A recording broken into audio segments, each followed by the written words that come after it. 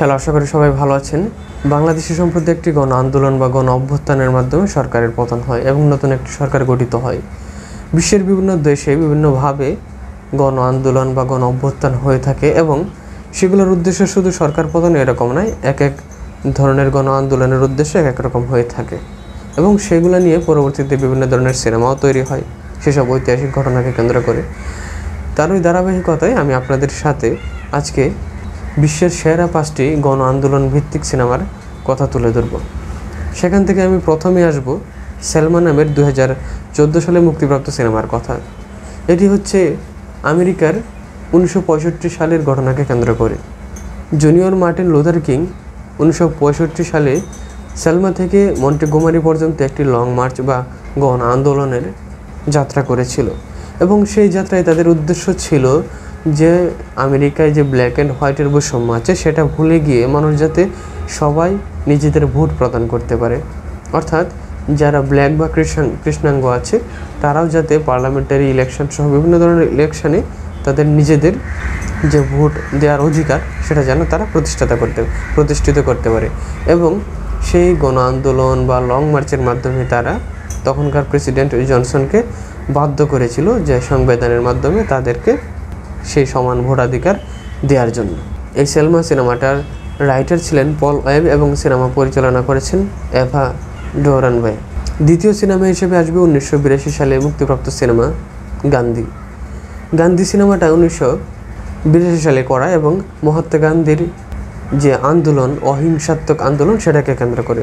মহাত্মা গান্ধী আন্দোলনের শুরুর আগে সে সাউথ আফ্রিকাতে বিভিন্ন ধরনের কাজ করতো এবং সে একজন উকিল ছিল এবং সাউথ আফ্রিকাতে সে একটি রাজনৈতিক দলের সাথে সংযুক্ত ছিল এবং পরবর্তীতে সে যখন ইন্ডিয়াতে আসার পর সে ব্রিটিশ কলোনিয়াল যে অত্যাচার করতেছিল সাধারণ মানুষের উপরে, সেটি দেখে সে অহিংসাত্মক একটি আন্দোলন করে এবং সেই আন্দোলনের ফলে পুরা ভারতবর্ষ সহ যুক্তরাজ্যে বিভিন্ন ধরনের প্রভাব পড়ে এবং সেই আন্দোলনটা মাহাত্ম্য বিশাল ছিল, যেই কারণে মহাত্মা গান্ধীর নাম খুব দ্রুত ছড়িয়ে পড়ে সারা ভারতবর্ষে এবং তার আন্দোলন যেহেতু নন ভায়োলেন্ট ছিল এই জন্য তিনিও অনেক প্রশংসিত হন তার আন্দোলনের কারণে। এই সিনেমাটা মূলত যুক্তরাজ্য এবং ইন্ডিয়ার যৌথ প্রযোজিত সিনেমা এবং এই সিনেমাতে সেই মহাত্মা গান্ধীর অভিনয় করেন ব্যান কিংসলে, যিনি একজন নন ইন্ডিয়ান, এবং এই সিনেমাটা পরিচালনা করেন রিচার্ড অ্যাটেনবোরো। এই সিনেমাতে পরিচালক এবং অভিনেতা দুটোই যেহেতু ভারতীয় না, ভারতের বাইরের, এই জন্য এই সিনেমাকে অনেকে ভারতীয় মহাত্মা গান্ধীর মতন না দেখে তারা ব্রিটিশ মহাত্মা গান্ধীর মতন এবং নিজেদের মতন প্রচার করেছে বলে সমালোচনার শিকার হয়েছিলেন এই সিনেমাটি, যদিও এই সিনেমা অনেক পুরস্কার প্রাপ্ত হয়েছিল। 3 নম্বরে আসবে হার্ভি মিল্ক নামের সিনেমাটি। এটি একটি জীবনী ভিত্তিক সিনেমা।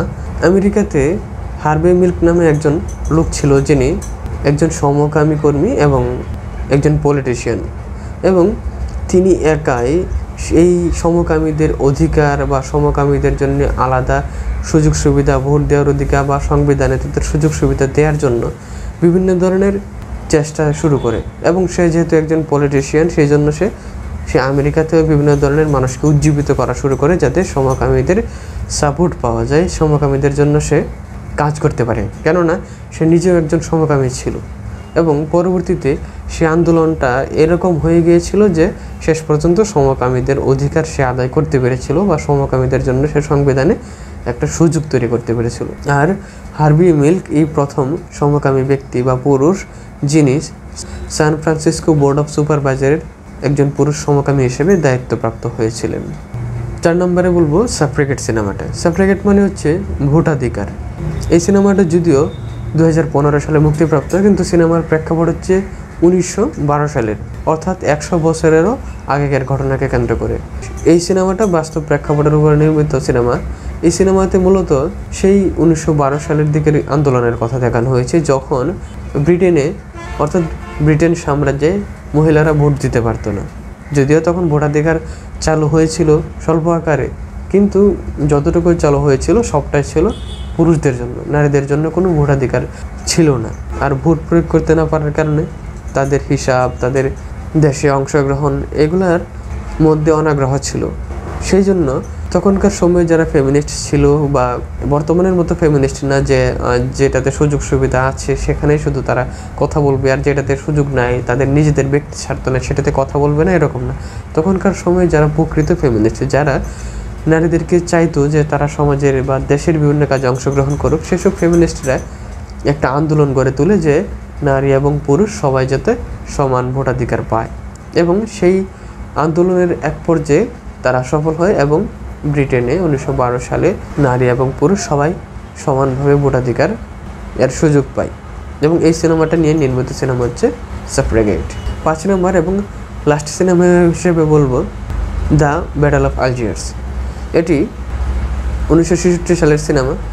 এটি মূলত একটি ডকুমেন্টারি সিনেমা, অর্থাৎ ফ্রান্সের সাথে আলজেরিয়ার যে যুদ্ধ হয়েছিল 1954 থেকে 1966 সাল পর্যন্ত, 1964 সাল পর্যন্ত, সেই যুদ্ধকার সময়ে তখনকার পরিস্থিতি কেমন ছিল, দেশের অবস্থা কেমন ছিল, যারা ফাইটার ছিল বা যোদ্ধা ছিল তারা আসলে কীভাবে যুদ্ধ করেছে সেই ব্যাপারটার উপরে নির্মিত একটি সিনেমা বা ডকুমেন্টারি সিনেমা।